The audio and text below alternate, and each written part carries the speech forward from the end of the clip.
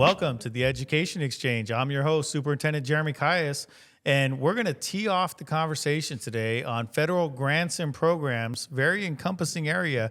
We got a couple of our gurus here, so Angie, Alex, if you mind introducing yourselves. I'm Angie Madsen, Director of Grants and Federal Programs. Hi, Alexandra Maesa, Parent Engagement Specialist. All right, so you guys get to do a lot of different fun programs to help out the community, to help out our parents, to help out our students.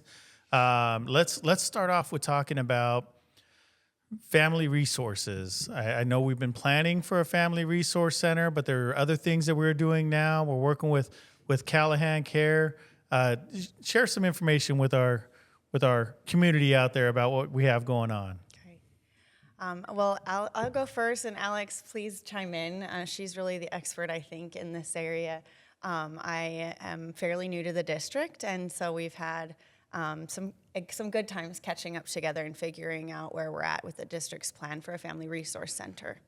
So with that coming hopefully in the future, in the meantime, we've increased some of our outreach, and Callahan Care is one of them, which is pretty exciting. So we're opening, they're called open closets at all of our sites that are open for students in need and their families, which is a real upgrade in terms of our resources, that stuff that we haven't been able to do before. And right now we are active in Sierra Linda, so Callahan Care opened their first store at Callahan, or at Sierra Linda, and then we go to Westview next. Yeah, and in addition to the closets, we're looking at offering supports here at the district. Our goal is to eventually have a space to do that where families can come. Right now in the area, the closest active center that serves all ages is in Avondale, and it's in our FRIA boundaries. So there's not any after-hour services or area that our students can go to. And so we know that there is a need. And so this year we offered a community resource fair. It was Halloween themed. We had a lot of participants, about 300, and we were able to partner with 21 new organizations. And so those partners are ready to come service our students. Again, when we have that space, it'll be full and active. And in the meantime, we're just going to offer some supports here with the space we have. So when you look at the direction that it's headed in, so you'll have this one central location. There's going to be a much bigger space, have a much more resources there for our families who are in need and want to come down and utilize some of those resources. And then on the sites then to also have not as large of a presence, but to have a Callahan closet available at each and every site. What are some of the things that they can find in those Callahan closets?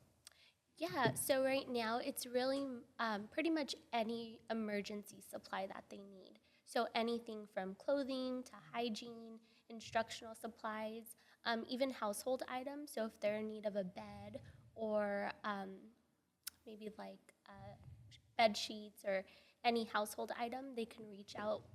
They might not have it there in the closet, but the way the system is set up, they can reach out to a partner and get those items delivered to their home.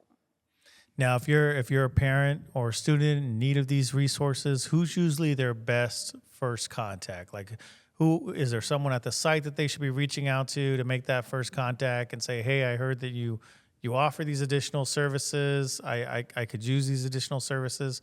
Who do they reach out to first? Really, anyone on campus should know. So, that's the best part about the Callahan Care Closets is we've done a really good job making it known on campus that those resources are available. Our contact and our students' primary contact on a campus is going to be their social worker. We're very thankful here in Tolleson to have a social worker at every campus, so that's their expert. But speaking with their counselor as well would get them a direct line to their social worker, which would open all these resources to them. All right, so a social worker gets them the direct path, but really whoever it is that they feel comfortable talking to, whether it's the parent or the student, if they just reach out, they'll be able to get them connected and start to get those services for them. Yes, and the closet is open to the family. So it's not just the enrolled student that is receiving the services.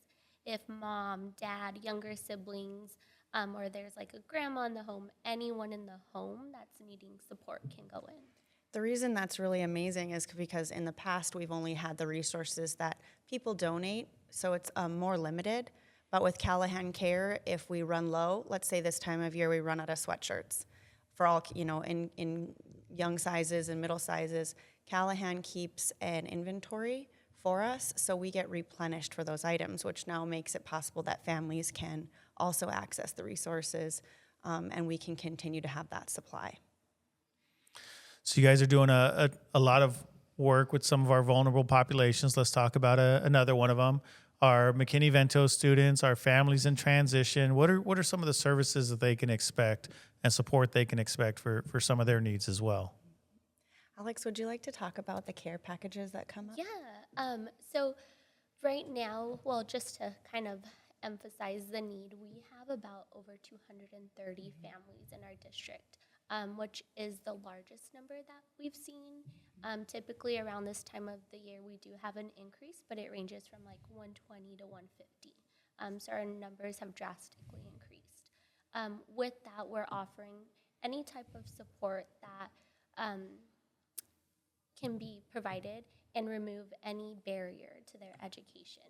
So sometimes it could be as simple as like a blanket so they get a good night's sleep at home, or maybe they're staying somewhere that doesn't have, heat. And so a blanket, it could be hygiene items, it could be school supplies. We have funding for our homeless students through Title I and a sub-grant, and we're able to provide care packages. And so what that looks like is every break or long, we typically do it, I would say, quarterly. We provide a care package, and so we just put care packages together, and those included like a tumbler water bottle, blankets. It was like a package of instructional supplies, and not just your basic supplies. We did Bluetooth headphones. We did battery portable chargers, charging cords, portable fans, things that might seem more of a luxury, but if they're mobile and they're not always home, they're nice items to have. Well, that's a great job, definitely thinking about their different needs and trying to put those packages together for them. You had mentioned about Trunk or Treat, very successful event. I know you also had the Native American classes going before. I attended a handful of those. What are some of the other things that people can expect to be coming out? Some other opportunities to come out for some community engagement, some fun activity. Yeah. What else do you have coming down the pipeline? So we do receive funding for our Native American students, and that's through our Johnson O'Malley and Title VI grants. With that, we're able to provide cultural awareness, and so what that looks like in our district is we do cultural workshops. And so currently right now we're partnering with the Phoenix Indian Center, and they are visiting our 21st century programs after school, and they're offering workshops to make medicine pouches. We are also looking to host some type of holiday bazaar where we have different vendors come out and even offer some type of cultural activity. So whether it's beading, or we also, in the past, we've done drum kits. We still have a lot of supplies, and so we would like to continue that this year. Yeah, if you happen to come out to one of these events or you come across one of these resources, and you're first delightfully amazed that you're like, I never knew the district was doing this, and very appreciative. But then the next thing you might go on to is like, how do I stay informed and know about these different opportunities? Is there a one-stop shop for them to get this type of information? Like, is there a listserv or a text message group or website that they should go to? Where would you want them to go where they can find out everything about what's available? So the best way to receive the information is to make sure that their contact information is up to date in Synergy. We send out a mass dialer through email and text message, and so all of our parents can receive those. We did hear that if you do not unblock the email address that it comes through, it goes directly to your spam. So parents would want to make sure they add that address. And then another way too is we do post on social media. we post on the district's social media page. And then for our Native American program, we have an Instagram page. So that's at TUHSD_NA program. I think our website too has been updated a lot this year, and so that's another resource for families if they're curious about how they can be involved. What is an example of a very underutilized benefit that's available to our community? So if you had the ability to stand on a rooftop and shout to the whole community like, hey, we have this, like you should really come check this out. This could really help you out. What is something that would come to your mind of like we need to see more participation in here because we don't know that the community knows that we have this available? I would say that our after-school program is an area that it's utilized, but could be utilized a lot more. We have very unique programs, very unique courses that kids can take after school. They can get tutoring. They can experience enrichment activities in anything from performing arts, visual arts. We're going in, math, science. So and that's our 21st Century program, and it's offered at all of our sites. And we offer transportation afterwards. So it's a pretty amazing program that we want to see stick with us. And so the more families and kids we get involved, the better off we are. And so that's what I would say, I think. And that rolls into the summer where we offer a similar program. What do you think, Alex? Yeah, I think 21st Century is a great way to extend a student's day, especially for parents that maybe don't let their students walk home, or they live out of boundaries and they can't get here until maybe an hour after the bell. It's somewhere where their students can go, they get fed, they're in a safe space, and they're learning something new. Mm-hmm. So what are some more specific examples of things that are happening in those 21st Century after-school programs? Are they playing any video games? They got some other fun stuff going on? What are some of the things that are happening in those programs? Well, we have some really great robotics programs. Oh. I think I would shout out to Tecnolochicas at University High. That's a new and unique program that students can get involved in to learn things like coding and just kind of breaking down barriers, right, for science and math, especially for our young ladies. So I would definitely say that one. We have art programs. We have some language programs that we're going to be pushing out to for some of our refugee population.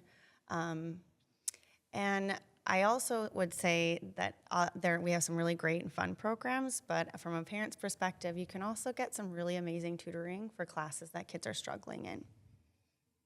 Yeah, I think just to kind of piggyback off of that, it really gives students an opportunity that want to be involved, but maybe like sports aren't for them, and maybe clubs aren't for them, and they don't need to make a commitment. They can go once a week, twice a week, whenever they're free. That actually reminds me, too, that we have some coaches that are they're just starting to understand how this program works more. And so during their seasons, they can run programs that all kids that all kids can go to. So if we do a baseball after school 21st Century program, all kids can go. If it's volleyball, all kids can go. So it's not a sport. It's more of an enrichment activity where they can learn more about it in a really safe environment and not feel like it's safe to learn. It's safe to try something new. Now, when you're running the programs, do you see them? Do you see yourselves competing with like after-school practices for sports and everything else? Like, is the timing of the program versus the timing of when some of the other activities, are they running simultaneous, or is it you can go into the 21st Century program, you can be in there for a while, and then after that, your practice will start? So like you'll have some time in here, but then you can leave when you need to go get to your practice. It's a 2-hour program, so there's a lot of flexibility, and kids can come and go. It's not set up like a school day where you've got to be there on time or else, Yeah. So they do have an opportunity to come and go. And also, like Alex mentioned, there's some food provided for them as well, so that can also help them if they're headed to practice. Oh, that's good. What would you say? So, unfortunately, with politics lately, this is an area that politicians have been talking about as one of those things we're worried about for funding reductions.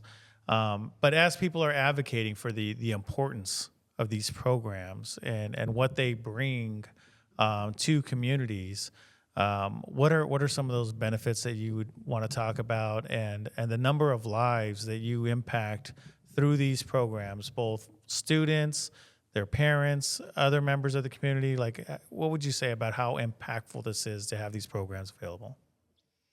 I think we have a focus here on the whole child, which is wise, because once our kids are healthy and our families are healthy, their learning is going to be more. Their learning is going to be greater. And our district has done a really good job of being an anchor in our community, a place where families can feel like they're welcome, that they're going to get the resources they need. We're here for more than letter grades. We're here for more than stats. We want our families to be healthy. And I think that that's probably, if I were to encourage our public, our community, like that, to see us as, yeah, we're a school district, but we're also a community. And we want to work as hard as we can to connect families with the resources they need so their students are healthy. So the outcome is high levels of learning. And we're a high school district, right? So yeah, we want to see our kids go to college. We want to see them have awesome careers. But before they can do those things, they need the stability inside their families, and we need to be able to meet those diverse needs. Yeah, and on that note, I know we have some families that are struggling for that stability.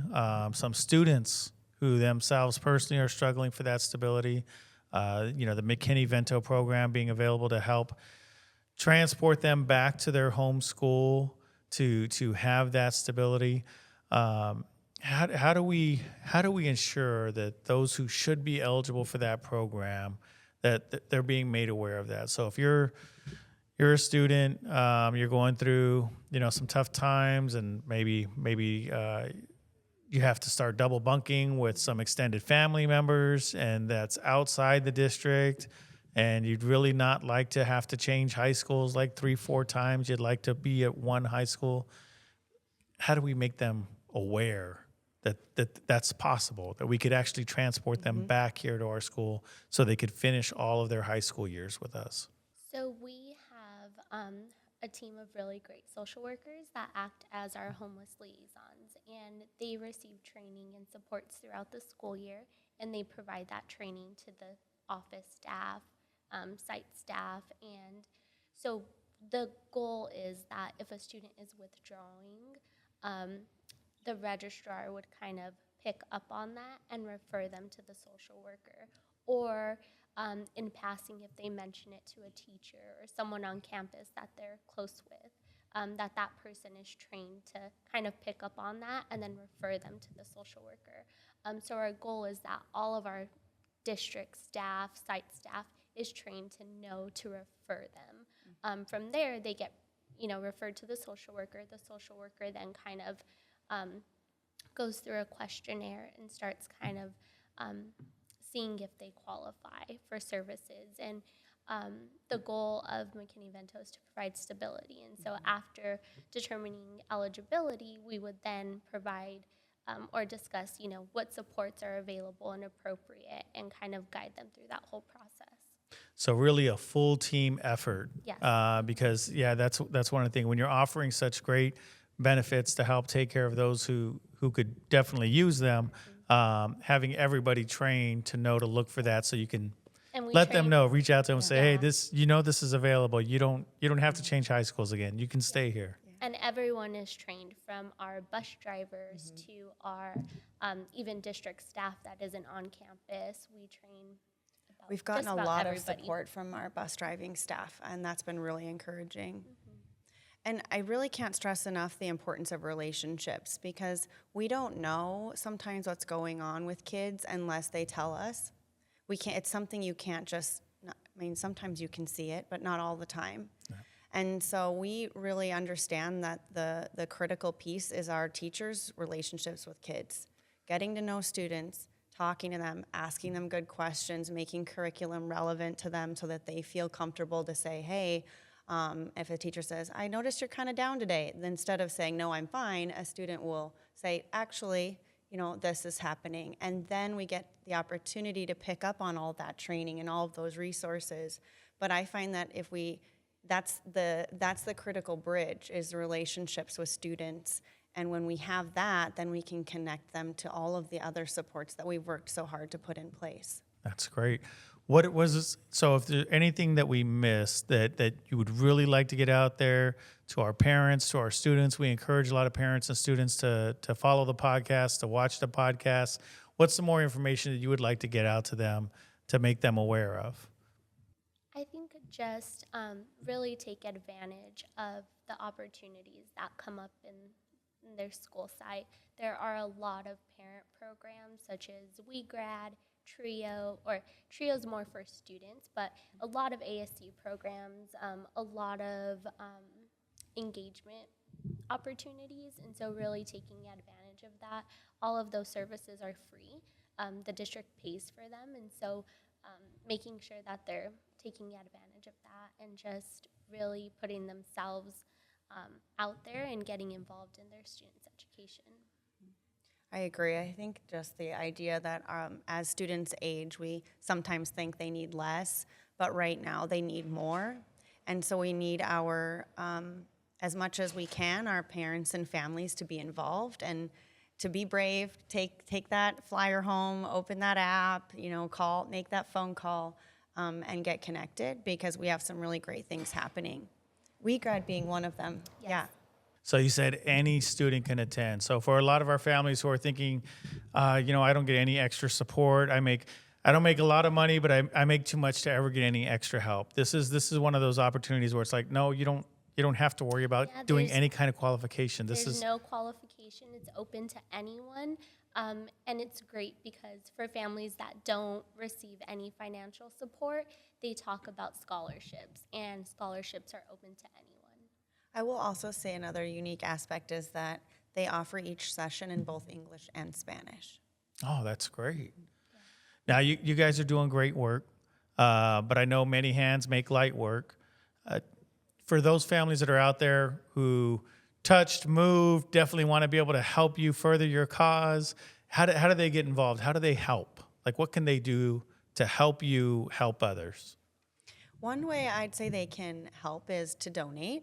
So our sites do accept donations in terms of clothes for kids, shoes, resources in that nature, and then we incorporate those into Callahan Care, and they enter into our closets so that kids can access them.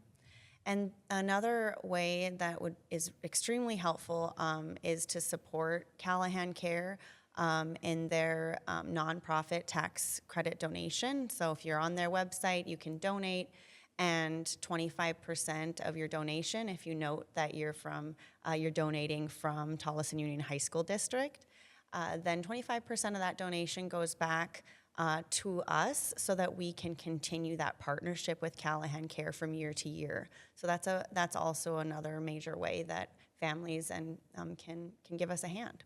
Well, I know you're making a big difference in a lot of our families' lives, and appreciate you doing so, and appreciate you coming on to our podcast to share that information on our podcast, where we aim to enlighten our parents and empower our students. And we thank our listeners once again for tuning in, and looking forward to seeing you next time. And that's the end of our show. Thank you for listening. If you have questions, want more information, or would like to be a guest on the Education Exchange, please send us an email at podcast@tuhsd.org. Don't forget to hit that subscribe button, give us a like, and tune in next week to the Education Exchange. You can catch all episodes on your favorite streaming devices or directly at www.tuhsd.org/podcast.